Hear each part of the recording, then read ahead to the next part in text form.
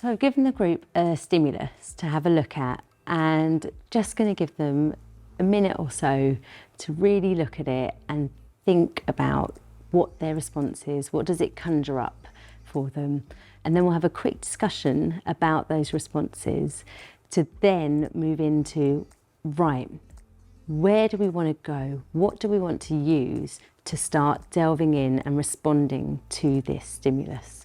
There's his face, there's his baseball cap, that's his arm. He's got like a sort of Adidas top on there, and he's like going that way. I see it now, you've pointed it out. Yeah. Because I thought the body was up here, like somewhere. That looks like a stick man on top, doesn't it? Yeah. So all this looks like tree or roots or whatever, but yeah, there was something up here that he was coming away from. This is like an Adidas hoodie, and a cap, and his face. And then this is like some sort of fence. He's going towards something or a person like there. Look how specific. Get it? It's a mermaid. The logic of my brain is telling me that it's a speedy close-up. There's not enough detail there to justify that it is real. Where does it take you to? My head went to, these are roots. My response was a family tree. I have a mango tree that was planted at the same time I was born. So I have a tree that's following me in my life, or I'm following it. And that came to my head as well, so I guess that's quite a personal thing, but that's what came to my head. Just taking the image and being inspired by it, not trying to decipher what the picture is of. I think the thing that we all think is it's obviously unclear. It's something that's taken at speed, or that we haven't had a clear glimpse of. So we've got a sense of not knowing what you're even looking at. A sense of that someone said, did you just see that? Like there's movement, speed, glimpse. What is it? What has happened? Where do we now take these responses and go next? What do we do?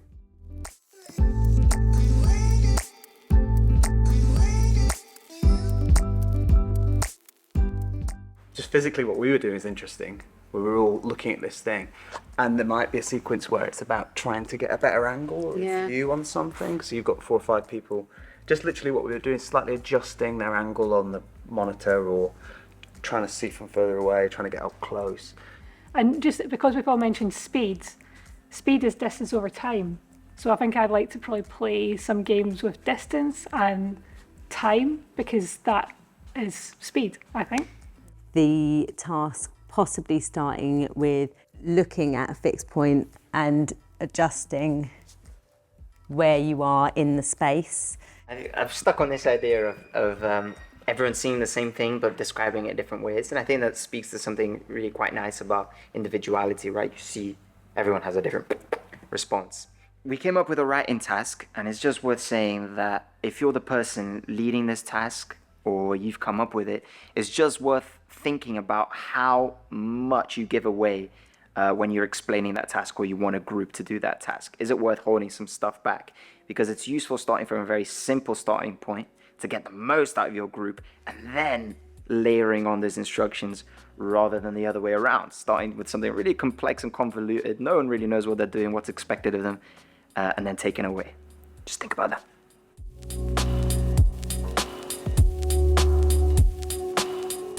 So they've been asked to choose one thing, could be anything, and then describe it.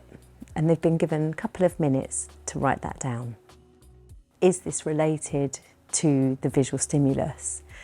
No is the answer. It's related to the responses to the visual stimulus. So this feeling of not quite understanding what we're seeing, which was one of the response, all of those responses is where this text generating task is going.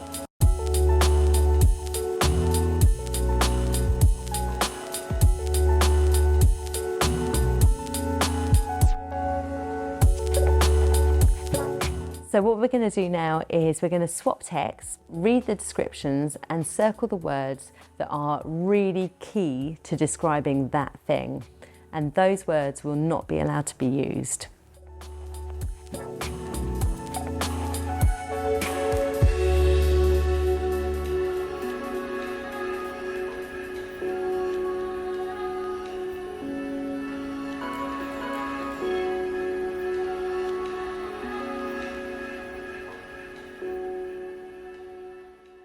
everyone's got one thing to describe and numerous different words that they are not allowed to use in the describing of that thing. The people that don't know what that thing is are allowed to call it as soon as they figure out what it might be. So this is a type of living thing that a lot of people enjoy to keep in their homes. Cats. Cats. The other one. For me, these are essential at every time of year because I always feel cold. Yeah. This is a food from the country that gave us spaghetti. Yes.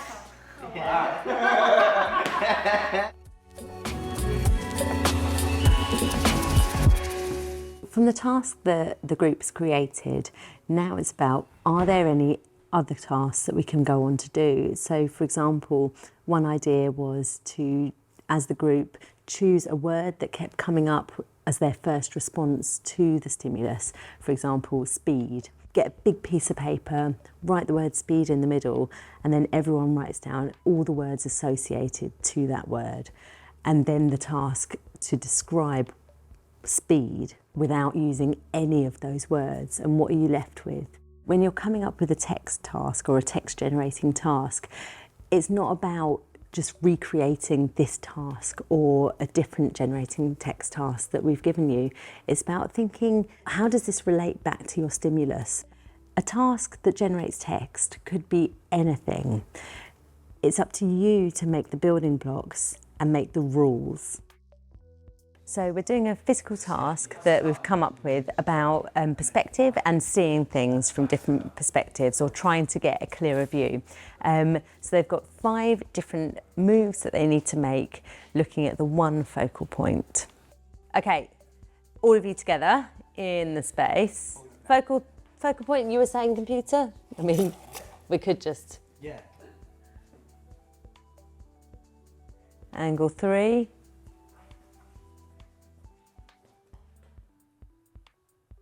Angle 4. What happens if you've each got something in your hand? What happens if you've each got a phone or something in your hand so you're not actually looking at the same thing anymore? And as if by magic, it happens. Just becomes something totally different. Totally different. Can we have you all looking at Maggie's phone? It's fascinating because you've got this sequence, it's like, it's not, when you were all on your phone, it was like some of you were taking photos of yourselves and having selfie moments, some of you were trying to see something else, and as soon as it became about this one phone, it was like at one point you were taking a photo of the group, and at other points you were trying to photograph something else, and everybody was kind of watching what was happening there. So some of the text that we have come up with, I'm wondering whether we want to take it to the next level in the next 5 minutes, so we can speed through it.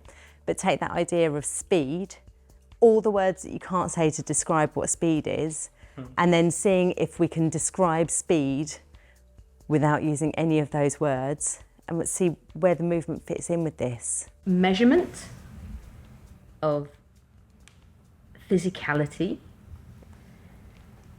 that you could record on a meter, on a thing. You can do physical things quickly or not quickly or differently. Animals do it, things do it, we do it, you do it, you're doing it now. You've got really good at describing speed. You found the word quick. Yes. Can you put some headphones or earphones, like just little earphones? Have you got any earphones with you? It's a way of measuring on a meter physical going or not going. A way of doing things quickly or not quickly. And we all do it in different ways at different times. And it's not just something that you do externally, you can do it internally. Oh, you all know your spaces now and where you're going. Can I see you moving a bit quicker through the space, and you can adjust, Maggie. I am actively about the thing now. Not physically, but mentally, in my mind. And this thing always is actively. You can measure how actively with a meter in a thing you do this inside of or on.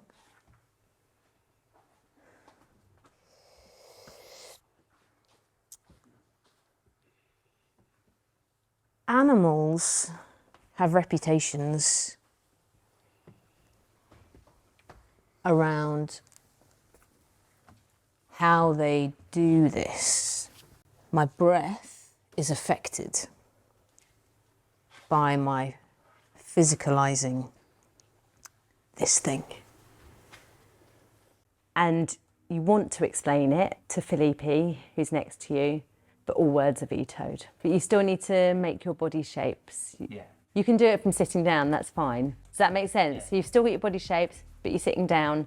And Maggie, you're trying to explain speed, but all words are vetoed.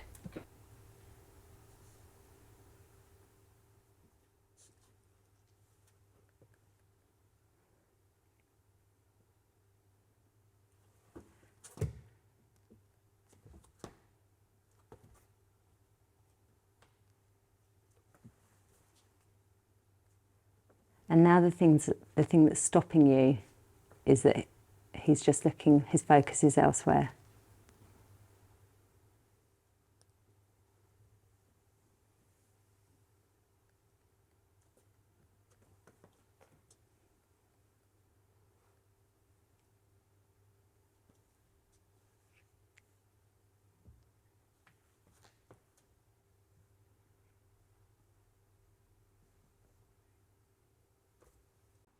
That moment at the end when your arm went round Maggie's shoulders it was like, I just wasn't expecting that. It wasn't allowed in the form that you'd already created. That wasn't allowed.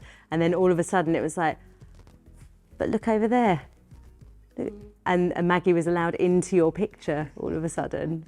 Once you've generated some text and you've generated some movement, then it's about exploring the variables between them. Today we've looked at having text and movement happen at the same time, having movement happen on stage while text is happening off stage, having text happening on stage while movement is happening in the body but not in the space. Then check your variables, check your presumptions about what you've created. We created a group piece of viewpoints, but then what happens if you turn that into two people on stage? What happens if one of those people is speaking and the other person is moving? What happens if you take the text completely away and you take the ability to move away, but you've got resonations of that movement happening within, but it becomes so small it's a secret. Check what your presumptions are about what you've created and see what different variables you can play with. Remember, our first stimulus that we looked at, there was quite a lot of confusion about it. It was fleeting what they were seeing. They were trying to figure out what it was, and it was confusing to look at, confusing to understand. And the one word that they leapt on was the word of speed. That was our word that we got from our stimulus. Your word might be anything. Your task might be anything related to the responses to the stimulus. And whatever your word is that you're using, if you were to use this task again, that would really change the outcome of how that person might be describing.